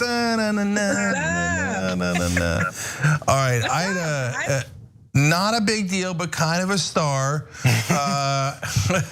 We got an HBO show coming out November 4th. Not a big deal, called Fighting Words. Okay. Yeah. Well, I wonder where you got that name from. I love it. I love it. So, Ida, it's great to have you back. How you doing? I'm good. I'm reminding you when I said to you when Dum Dum won the election, and I was like, "What do we do now?" And you said, "Now we fight." Well, we've been fighting ever since. I love that you remind me of that. And that's true. We've been fighting ever since, and now we got Fighting Words. So can't wait for that. Everybody check that out on HBO Max. Okay, we got a lot of stories, and some of them are hilarious. So, JR, take it away. Semi-hilarious, semi-sad on this first one. Yep. Christopher Cantwell, also known as the crying Nazi, if you may remember, he's defending himself in court now as he and 23 other white supremacists are being sued by victims from that 2017 Unite the Right rally out in Charlottesville, Virginia, where he took part in. Now, before we get into the people that are helping him with this solo man defense plan that he has, first off, let's get into why this guy has to defend himself in the first place. So let's go straight into this from BuzzFeed News. So Mr. Cantwell has rendered attorneys' continued representation of him unreasonably difficult, has created a conflict of interest between himself and attorneys' other clients, and has engaged in conduct attorneys consider repugnant or imprudent, which is what two of his former attorneys, that's how they put it before they dropped him. So now he's got to do it on his own because everyone is working with him is like, I'm tired of this guy. So where is this coming from now? What is his new legal help? Who is he listening to? How is he getting this information? A man who spent 5 months with Cantwell in the same unit in a medium-sized security prison in Marion, Illinois, said Cantwell was inspired and emboldened by the polarizing messages emanating from Fox News. Oh, surprising. Specifically, Tucker Carlson, even more surprising. In a filing in the Charlottesville lawsuit, Cantwell specifically cites Carlson as someone with whom he shares many views. That's weird. Jarrett William Smith also told BuzzFeed News here in a phone interview that a group of white supremacists had banded together behind bars. They learned about what was happening outside the prison walls and the political messaging of the day from the far-right outlet, again, Fox News and specifically Tucker Carlson. So after, quote, the whites, as Smith called the group, they finished their legal work for the day. The group would regularly go to a television room in the prison to watch Tucker Carlson's evening program like it was like a Looney Tunes and Cartoon Network. So this is just the way that they've approached this. So Tucker Carlson is on the line for being his approach for his legal defense in this. I'm surprised, he's not inspired by the things that happened on January 6th, but that's a separate issue.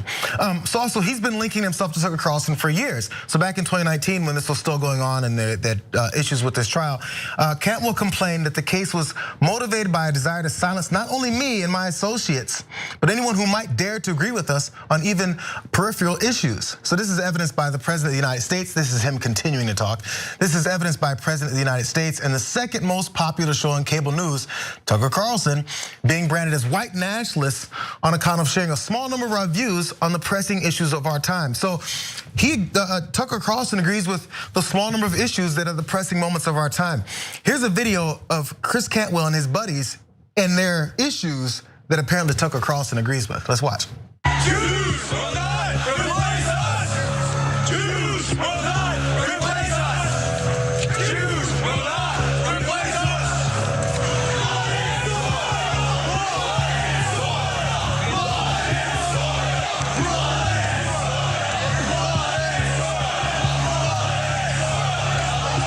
Whose streets? Our streets! Whose streets? Our streets! Whose streets? Our streets!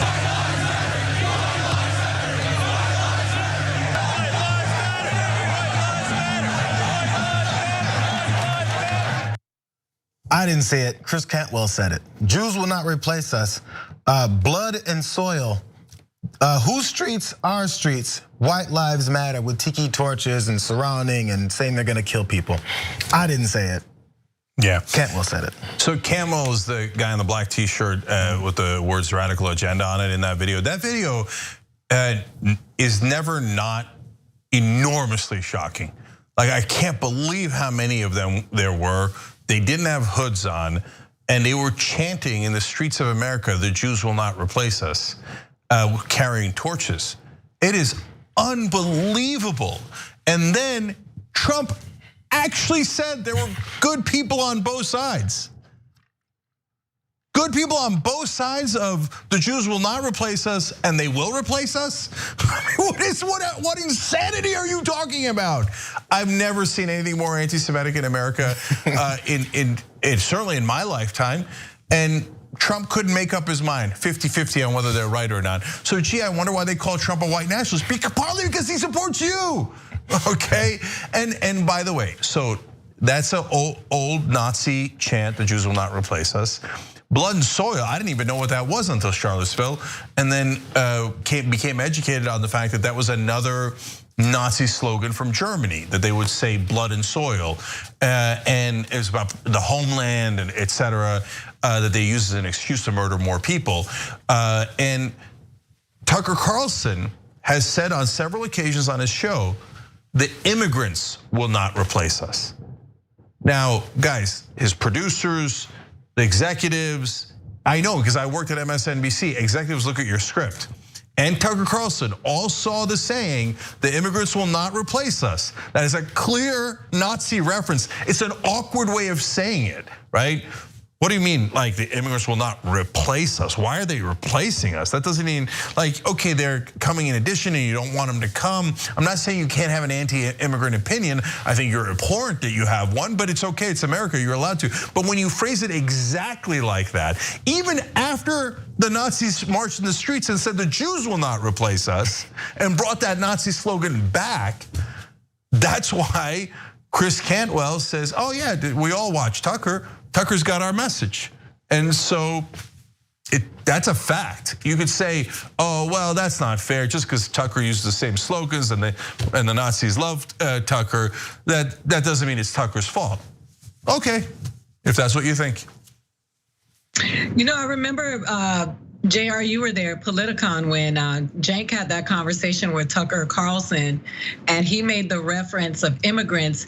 He told the story about how he has these elaborate dinner parties and he lives in this exclusive community, and he doesn't want anybody to go to his dinner parties. And that's how he felt about immigrants, that he wanted to have a say in who came to the dinner parties. So I'm not surprised that he would say that the immigrants would not replace us, but which immigrants is he talking about? Because the last time I checked, you know, like we've been doing this thing now when we do events that we make sure we do land acknowledgements and that we acknowledge the First Nations people and the Native people, the indigenous people, and remember whose land we're on. Because it is amazing to me the way they use the word immigrant when they themselves are immigrants. But what I was gonna say is that I saw some of the people reacting to this man, and a lot of people kept talking about mental illness. And I just wanna make sure that we always hold people accountable for their behaviors and their hatred, and not always attribute it to mental illness, because there are people who have mental illness that are fully functioning and living regular lives, doing everything that other people do, and they are not walking around dropping the N-word and fantasizing about hurting people of color, Black people in this country. I just think that was a very violent, and that video always feels shocking, and it always feels, as you said, it always feels volatile and violent.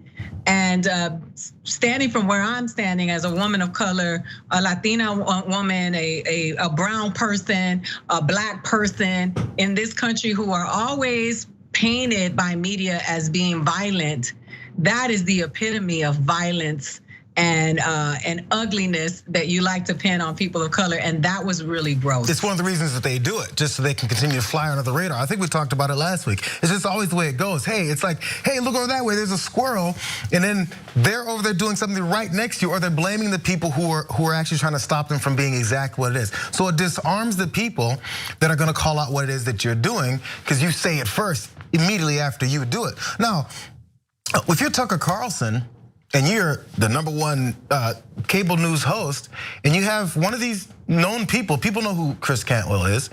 They know he has a nickname because he was crying when he heard he was actually gonna get arrested for his crimes, that consequences were coming.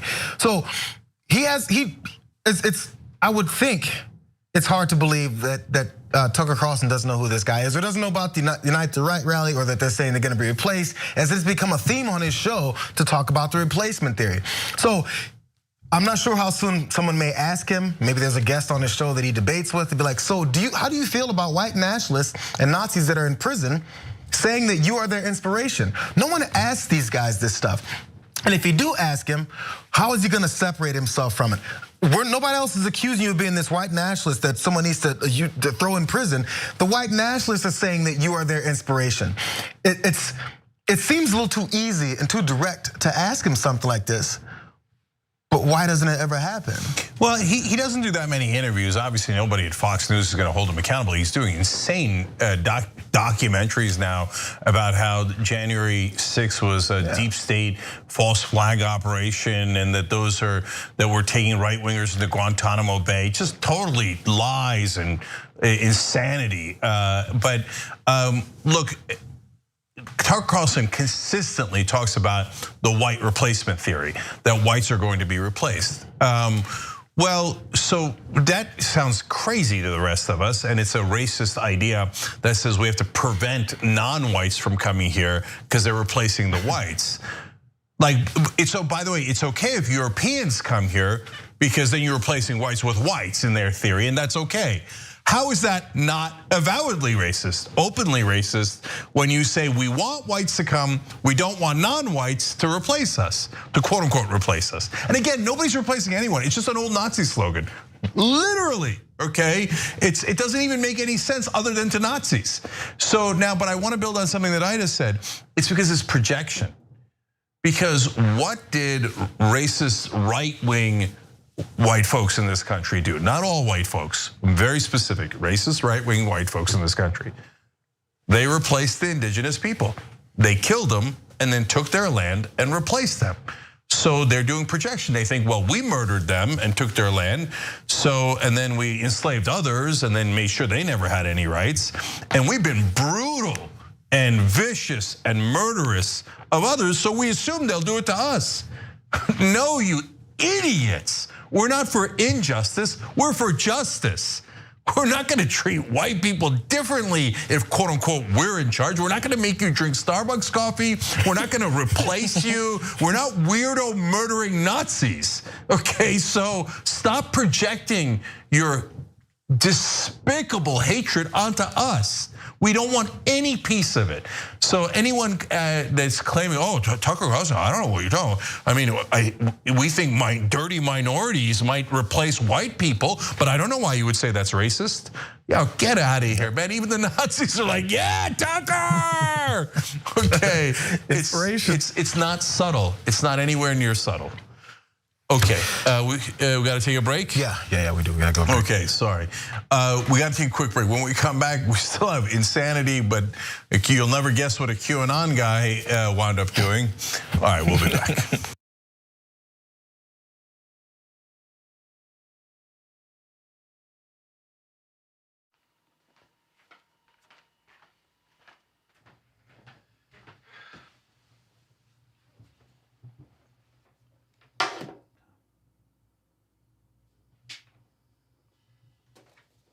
Welcome to the Damage Report. I'm John Idarola. This is gonna be a big one. Meanwhile, in the Arctic, you know where this is going. You watch the Damage Report, the Arctic's on fire. Obviously, why would we be talking about the Arctic except to tell you that it's melting once again? The Republicans aren't that interested in it. I wonder why. Lift out of poverty up to 3.7 million people, including an estimated 1.3 million children. Hashtag save the children? Not if it costs money. I mean, come on. At TYT, our mission is to boldly pursue truth, challenge the establishment, and drive positive change. At a time when corporate capture of our media, our government, and our politics is nearly absolute, everyday working people need a champion to fight for them and to push back against the powerful interests that threaten our democracy itself. At TYT, we're proudly progressive and call out corruption and duplicity wherever we see it, from Republicans, Democrats, or anyone else. And unlike mainstream news media outlets, we're not beholden to corporate advertisers, to defense contractors, to Wall Street, or to Big Pharma. We only have to answer to our audience, and for nearly 2 decades, we've accomplished that by delivering honest, timely, and insightful perspectives on the day's news without fear or favor or concern for whose toes we might step on or which powerful elites we might offend. And while we're super serious about the news, we also manage to do it in a way that is fun and lighthearted. We can do this together and serve our audience, and yes, have fun doing it.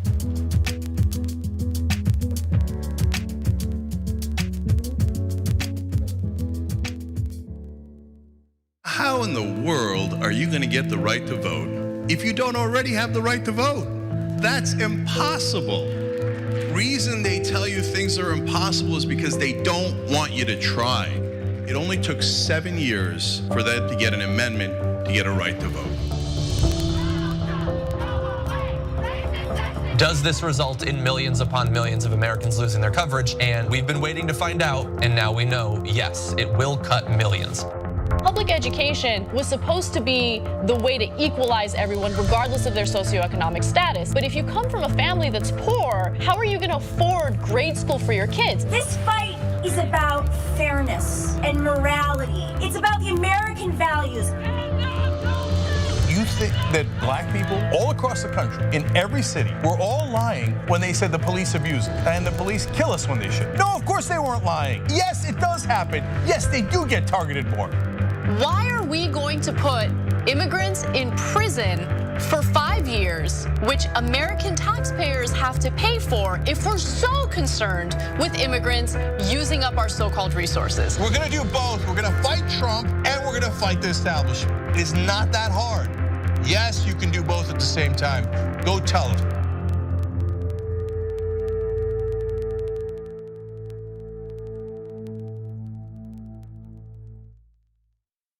ShopTYT.com has new shirts like this one. And you're thinking, Cenk, what is that one? I can't see it other than the black. Yes, so I'll show it to you.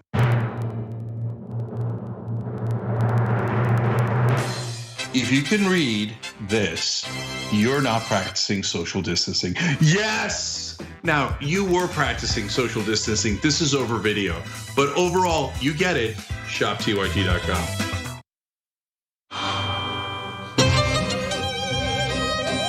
All right, back on TYT, Cenk, JR, and Ida with you guys. More stories. JR, go. Going. A high school student in Massachusetts was speaking about the bullying problem that she's experiencing at the school. This was at a school board meeting, though. But during her explanation, she was verbally attacked, interrupted by a parent that was off in, I guess, in the audience crowd somewhere. Now, she's a senior at the high school. Her name is Mackenzie Atwood, and she was talking specifically about the problem with how there's protected classes in the school: race, gender, gender identity, sexual orientation. And as she was talking about how maybe some of those groups aren't getting the protection that they had said that they are giving to students, she was interrupted. But first, let's let her speak about what was happening at the school. Let's listen. I think what should be known is that at the high school level, we have meetings at the beginning of every school year outlining what protected classes are in the school. What is not clear about school environment is that though everyone is said to be protected, that is not followed through. So kids every single day, and being in theater, there's obviously that stereotype that everyone in theater is gay. And yeah, you can say that it's pretty true because a lot of us are gay and it's somewhere where we can be comfortable.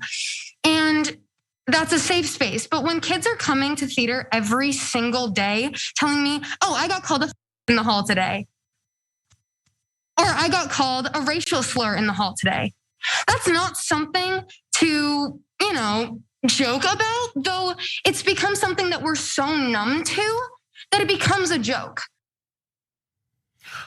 So if you heard the first part there, she's speaking out for people who have become accustomed to being called slurs, and it's become a joke. And she's like, I remember we talked at the beginning of the year about how there's protected classes, but we're not protecting everyone.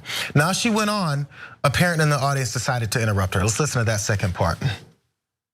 So I think it's important to understand that, yes, everyone is protected at the school, but being someone who is Caucasian is not something that you're getting bullied about.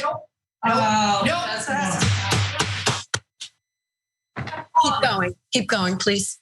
Being homosexual, which, may I say, I am gay. Call me what you want about that. I am being personally attacked in school about this. I'm asking you to refrain. Disgusting that you can look me in the eyes and say that I'm not being oppressed at the school. Sit down. You will be asked to leave. Please sit down. This has to stop. This is the indoctrination. We are going to ask for a slight There's no such thing as a gay agenda.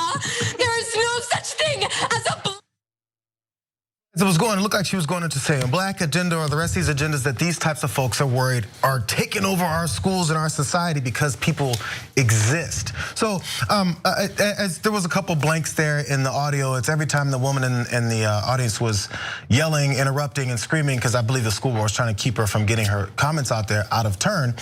But part of it was also, this is the indoctrination, she screamed at this teenager who's talking about how people that she's friends with and experiences things with are being bullied despite the school's policy on keeping these types of things down. And that built up a rage and a fire in her gut to jump up and scream that this is the agenda. The agenda to then do what? What then happens to people if the school decides to protect students that are being called names, that are being bullied, that are probably potentially being physically assaulted? It could get to that point. What's the downside again? What happens to people? Well, look, this is time to keep it real. So first of all, I just want to clarify. The person pounding the gavel is the good guy. She's trying to get the parent to stop yelling at the gay student. The parent is the one that's standing up, obviously not her parent, but someone else's parent, saying, you're trying to do indoctrination. Well, indoctrination of what, right? Like, so she's gay. She's just stating who she is, and that offends that person so much. She's telling her, stop telling people that you even exist, because you stating who you are is indoctrination. Like, if my kids hear that you're gay, they might apparently magically become gay. First of all, you should look into that, right? As a parent, you should figure out if your kids, what they are, right? And if you think that, look, I'm not gonna entertain their insane ideas about how it's a choice. I'm gonna get back to her ideology in a second, okay? But guys, I don't know how we get along. So you fill in the blank for whatever you are, right? So JR is black, I'm Muslim, Ida's black, Latino, Latina, I should say, et cetera, right? And so if they say to me, if I say, hey, look, they're discriminating against me in whatever context, because I'm Muslim, I was born Muslim, I'm atheist now, but because of that background, they call me these names. And somebody yells at me, stop your indoctrination. How could I stop? Okay, and by the way, in my case, it's even more true because I stopped being Muslim, I'm atheist, but it doesn't matter. And by the way, if you don't know that, that's how racists work.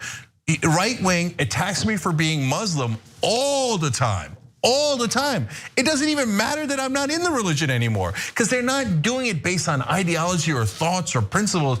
They're doing it based on outward appearances, right?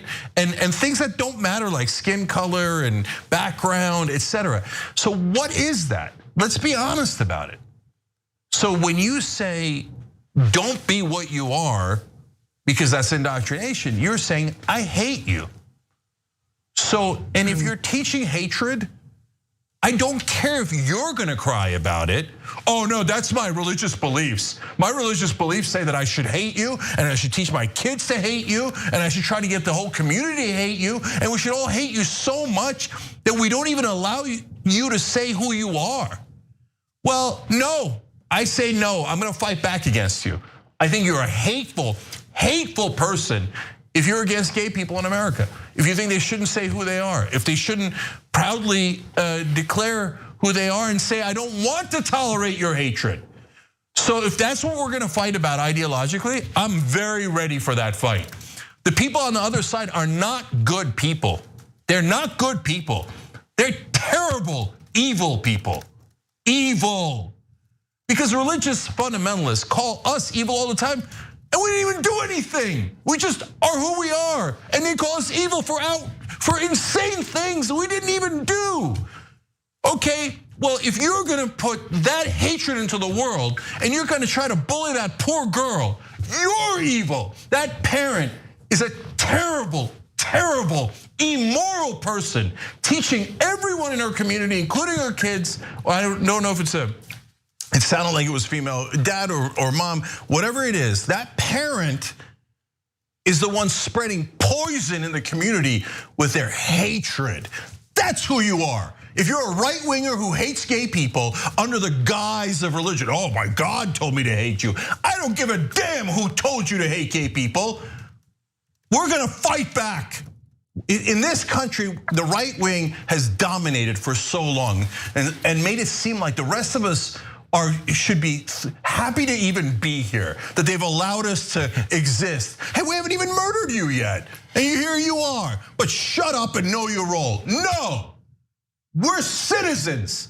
We're 100% American citizens, just like you are. If you don't like it, and you don't like that we're not a theocracy, that we're not like Saudi Arabia, and we live under your oppressive religious rule, your fundamentalist rule, and you don't like the fact that it's a democracy, you don't like America, you don't like our Constitution, you don't like equality, you don't like justice, that's on you, because you're an un-American scumbag.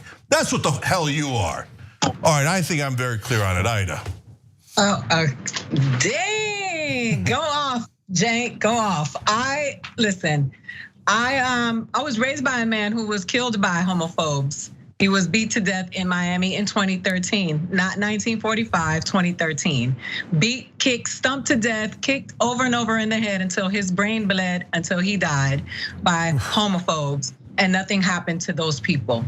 I will say that the person yelling out, "This is the indoctrination," has already been indoctrinated. They've been watching all this propaganda.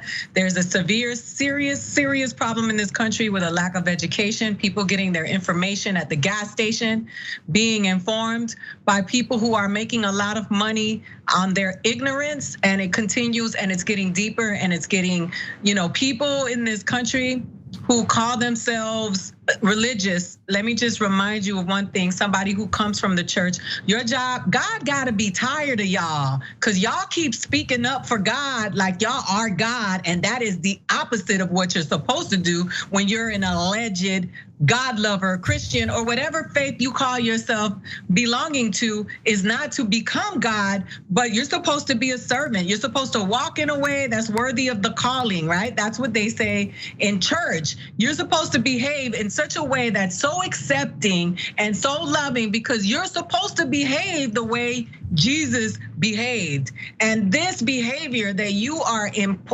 implementing has nothing to do with God and everything to do with your fear of who you really are, and the fear of other people participating in the privileges that you have had for a very long time. I don't know one man or woman who is secure in their sexuality that gives a damn about somebody being referred to by their pronouns. They don't care about what they do at night.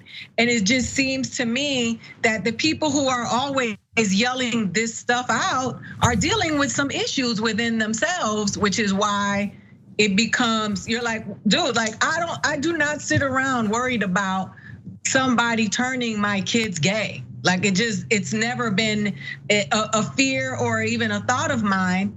But how sad for those people's children who may be battling with their sexuality. And if you look at the suicide rate amongst these children, that goes down to kids that are like 9 years old. It is really a big problem, not just in this country, but everywhere, where we keep spewing this hatred towards people. And let's just act, this whole indoctrination, this whole agenda. We read about Caesar in history, who was having orgies with men, and we try to act like this is a new thing. It's been here since the beginning of time, since the beginning of man, and now we want to act like, oh my gosh, the gays are really coming for us, the trans people, like they're really coming for us, and they've been here since forever. I just think that while you're worrying about what gay people are doing, or what gay or trans people or queer people are referring to themselves as, the education system is poor. You can't get a loan. The average kid doesn't know whether they're coming or going, because they're not learning geography in school. We are struggling in this country in terms of healthcare, and y'all sitting around here worrying about who is loving who. And that is just such an indicator of why they continue to keep us down, because we just don't, we have lost. I mean, that sounds crazy. That doesn't sound like somebody who's speaking from a place of reason. That sounds like a person who's been brainwashed and is now yelling out these talking points that they are regurgitating, that they heard on places like Fox News, or being ill-informed through their pastors or the clergy in their religious houses. And it's so sad, because people we are in the upside down. I don't know what to say. I want you to think about the anger we've got here, Cenk, really fast. So Cenk just got really upset. The lady at the school meeting got upset. The girl there, I think she was a senior in high school there, she got upset. Everyone's upset about this, but let's think about the reasons and root behind it. The girl said, I've got students and friends and fellow theater folks that are talking about being called slurs in the hallways at the school, and I would like for them to be protected. Sounds like something that would be something you would respect. Someone wants to protect other people that are potentially being attacked, that are being attacked verbally. Cenk is upset because he wants to protect the folks that are being attacked like this, that then lead to murderous intentions, like what happened with your family, Ida. And that should spark a level of anger in people. I don't want people getting killed for who they are. Whether or not you believe it or not, you don't have to believe whether or not someone is really gay, or whether or not gayness really exists, or whether or not someone who says they're trans isn't trans or not. Why does that matter to you? We talked about it before when we're talking about comedians. Why does that matter to you to that extent? So everybody's upset. We talk about your reason to be upset. We talk about Ida's reason to be upset. We know why this high school senior is upset. Why is that mother upset that's screaming at her? Who's dying? Who's being disenfranchised? Who's being bullied? Who's being pushed to suicide in her life because folks from the LGBTQ community exist? These are the lines that are drawn. We're looking to protect people's lives. You're looking to protect your thoughts by getting that angry at someone else. Jared, it's a slightly worse than that. You're just looking to protect your hatred. And we should have no tolerance for it. So let me be super clear. Right wing in this country has gaslit the rest of us forever and ever. So when they say racist things and we say, hey, could you please not be racist against me as a person, right? They go, oh my God, you've hurt my feelings. My poor, poor feelings. I can't believe I got called racist, right? Okay, I don't care. How about when you hurt our feelings? Oh, you guys don't count. Who cares? You're gay and you're getting called slurs in the hallways? Good. Shut up, they say. Well, how about her feelings? You don't care about that student at all. But if we call you a homophobe, all of a sudden you're like, oh my, how dare you? No. I'm done with the gaslighting. Totally and utterly done with it. Don't ever do anything physical, but don't ever let them shout you down. You want to get loud? I guarantee you I can get louder. I guarantee it. So when you see racism, when you see bigotry, don't do it willy-nilly, okay? This is a super clear case. When you got a super clear case like this, racism, bigotry, homophobia, no, you shout her down and you tell her, we're not gonna accept your hatred here. You're a terrible, immoral person, and we're not gonna stand for it. And if you wanna cry about it, great. I'm thrilled that you're crying, because you might think twice before you try to inflict psychological damage on the rest of us, okay? You're the bad person, and we're not gonna tolerate it anymore, and I don't care at all about your feelings. You've never cared about ours. All right, we gotta take a break. Yeah. Go ahead, Ed. Sorry, Ida, go ahead, last word. No, I was just gonna say, the funny thing is the fascination with that. According to the Bible and all of the books of God, there are other sins, right? There are other sins. Nobody focuses on the other sins. Why so much focus on this unless it's just a Freudian slip? Because why do you care so much? Are you going around telling people, you shouldn't be cheating on your wife, you shouldn't be cheating on your husband, you shouldn't be lying on your taxes, you shouldn't be stealing from people? Why are you so fascinated with this? This is this alleged sin. Why are you so focused with this? And that is what really fascinates me. Why do you care so much? Yeah, we all know why. All right. We got to take a break. When we come back, that story I've been promising you all day. A QAnon man caught doing what? It's a funny tease because you're not going to be surprised. We'll be back.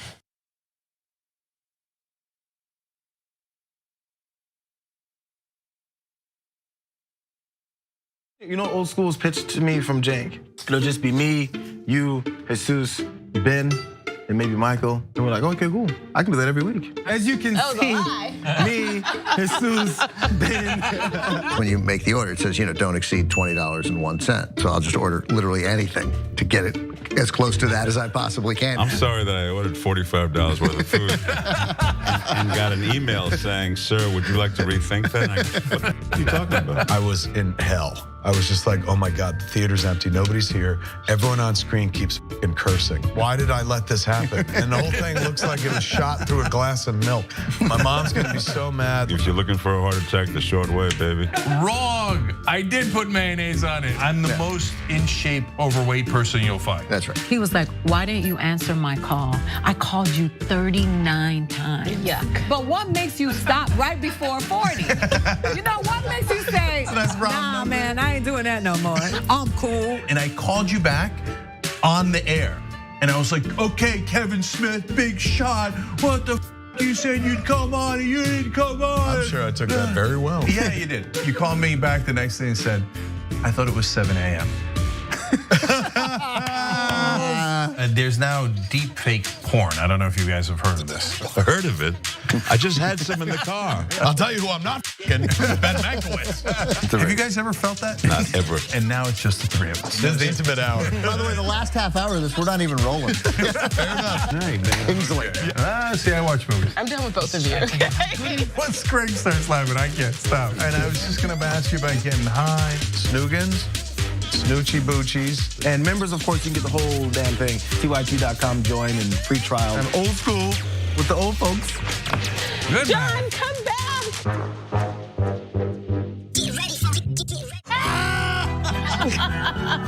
Field goal here.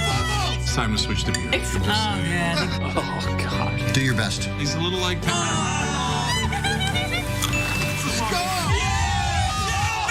Oh. No one's happy now. Give him another try. Oh! Wow. This is the weirdest game.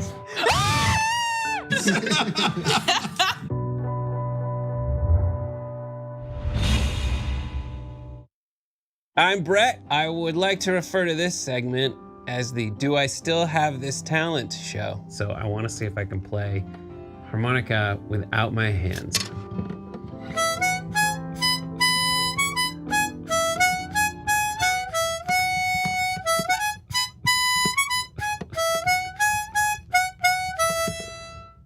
I don't know why I have that. Nothing's gonna be more impressive than that. I can also spin a basketball on my finger. While drinking. I'm gonna spin a basketball on my finger while drinking apple juice. You can do this, dude. It's also flat. I don't know if that helps or hurts. And it seems to be somewhat wobbly. Ta-da!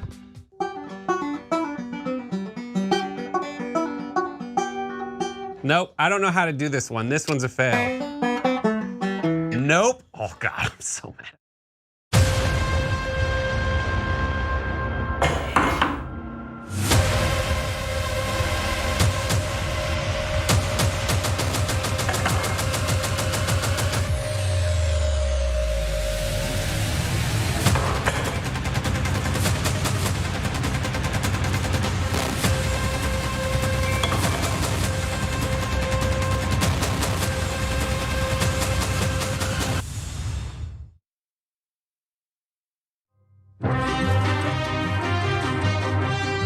Back on TYT, Cenk, Ida, and JR with you guys. JR's got more news for us. I've got a Cenk I told you special for you. Okay, good.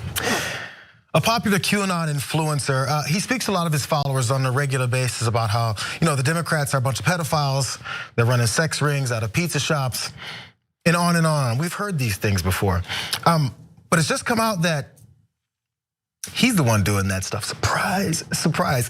His name is David Todeschini, and he also had an alias he went by because that's not shady at all. David Trent was the alias, and he's a well-known QAnon influencer. There's his face there. So Todeschini operates the Net for Truth BitChute channel with about 21,000 followers, a GoFundMe page for Christian ministry and veterans advocacy featuring QAnon rhetoric, a number of social media pages. And Todeschini was also the owner of a YouTube channel that had thousands of followers until the platform purged channels that were espousing QAnon conspiracy theories after the January 6th attack on the Capitol. So he's used his platform also to bash Joe Biden, as you could probably expect. I'd never heard of this term before, called him a Cho-Mo. It's prison slang for a pedophile. Maybe he knows about prison and pedophilia, because in one of his most recent videos, he also boasted about all these other conspiracy theories. So let's see another mugshot of the guy because he's been in jail. So the Right Wing Watch reported that he, about his background as he's talking about pedophiles and Democrats and child sex rings. So he's a convicted sex offender, a level 3 threat according to New York Sex Offender Registry. And that means that he is at high risk of repeat offense and a threat to public safety exists.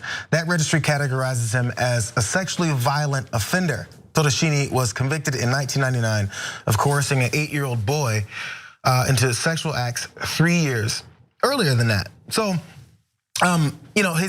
after his alias came out and they found out who he was in this way, he's also upset at Right Wing Watch for telling the truth. You kind of hear it all the times like Media Matters. How dare Media Matters post what I said?